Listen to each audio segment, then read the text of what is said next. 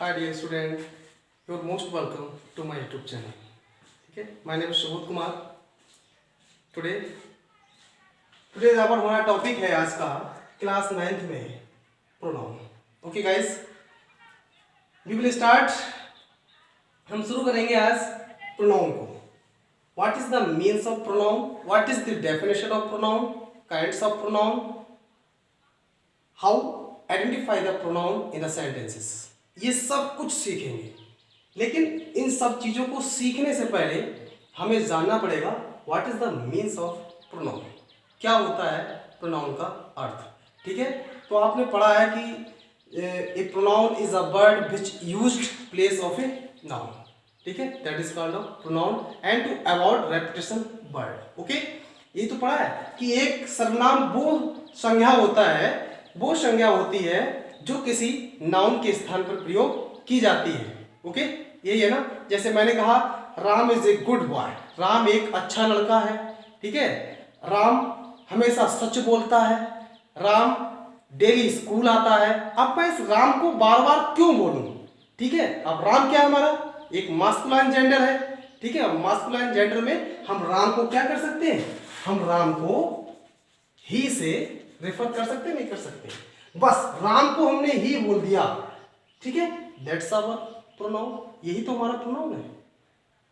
अगर किसी भी नाउन को, कोई भी नाउन से, जैसे मैं कहूं भाई, मान लीजिए मैंने कहा Geeta, Gita,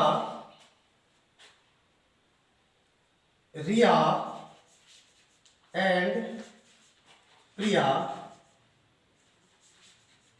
are sisters. Okay, ठीक है ना, सिस्टर्स मैंने ये बोल दिया. अब मैं फिर एक सेंटेंस को रिपीट करूं, मैं फिर कहूं गीता, रिया एंड प्रिया, ठीक है,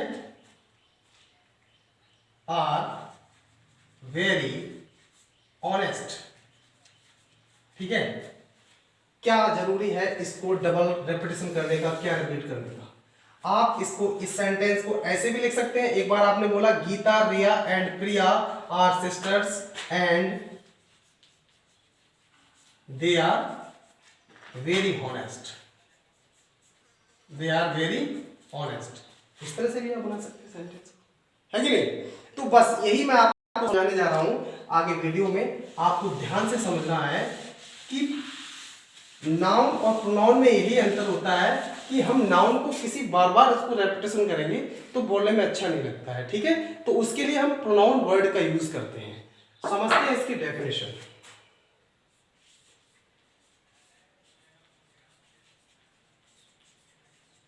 डेफिनेशन, ठीक है, तो लिखेंगे a pronoun is a word which used place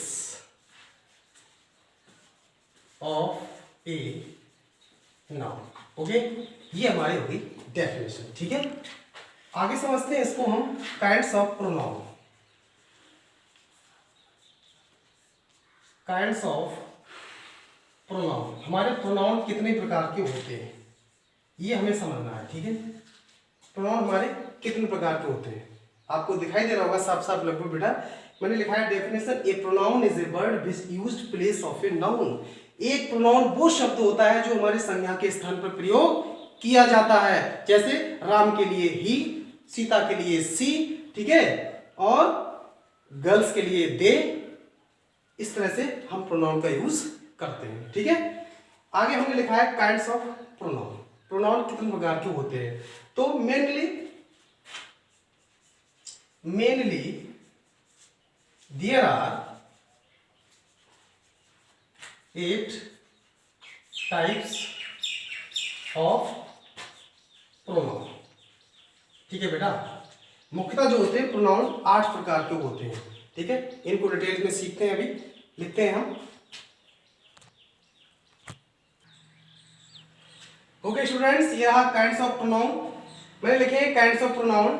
ठीक है, मैंने अभी आपको बताया mainly there are 8 types of pronoun, but sometimes कोई कोई 9 टाइप्स बताता है, 9 प्रकार बताता है। वो एक नमा होता है, एक डिटरमाइनर होता है, आर्टिकल भी होते हैं, बहुत सारे होते हैं, और रेक्टिफिकेबल होता है, ऐसे बहुत सारे प्रोनाउन है। लेकिन मेनली हम 9th क्लास में आज 8 को सीखेंगे। ठीक है, देखिए पहला क्या, पर्सनल प्रोनाउन, अर्थात ये सो क्या करेगा, पुरुषवाचक सर्वनाम। पुरुषवाचक सर्वनाम, इसको मैं डिटेल से समझाऊंगा तुम्हें। ठीक है, एक वीडियो में नहीं आ सकता, इसकी कई एक वीडियोस बनेंगे, उसके बाद आपको ये पूरा कॉन्सेप्ट समझ में आएगा।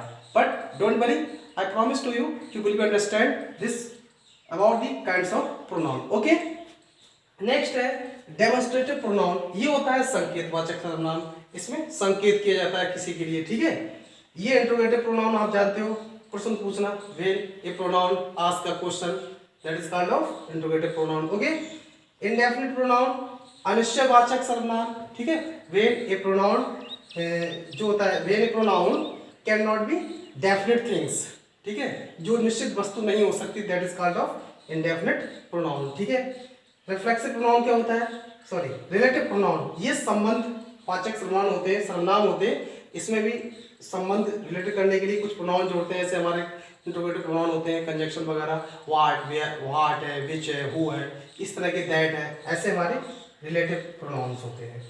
रिफ्लेक्सिव प्रोनाउन वो होते हैं जिनको हम निजवाचक सर्वनाम बोलते हैं, हिंदी में क्या बोलते हैं, निजवाचक सर्वनाम। इसमें क्या होता है बेटा, इसमें जो होता है, एक हम किसी काम को स्वयं करते हैं, जैसे आई will do this work my self, मैं इस कार्य को स्वयं करूंगा, तो इसमें क्या है, निज, यानी निजवाचक हो गया, मैं खुद करूंगा। ठीक है, उसे कहते हैं हम रिफ्लेक्सिव प्रोनाउन। नेक्स्ट है एम्फेटिक प्रोनाउन, अधिकारवाचक सर्वनाम या जोर देकर किसी चीज को। ठीक है, but there are no difference between reflexive and emphatic pronoun because they are mostly these words are same. ठीक है, ये सब जो होते हैं सेम होते हैं, बट समथिंग इज डिफरेंस, कुछ अंतर इसमें ये है कि ये होते हैं निजवाचक और ये होते हैं अधिकारवाचक। अभी मैंने आपको बताया, मैंने कहा I will do this work myself, और मैं ही सेंटेंस को बोलूं कि I myself will do this work. ठीक, तो इसमें थोड़ा अंतर है, क्योंकि जो हमारे रिफ्लेक्सिव प्रोनाउन होते हैं वो हमारे वर्ब के बाद शो होते हैं, और जो एम्फेटिक प्रोनाउन होते हैं वो वर्ब से पहले शो कराए जाते हैं, पहले लगाए जाते हैं। I think you will be understand, आप समझ गए होंगे।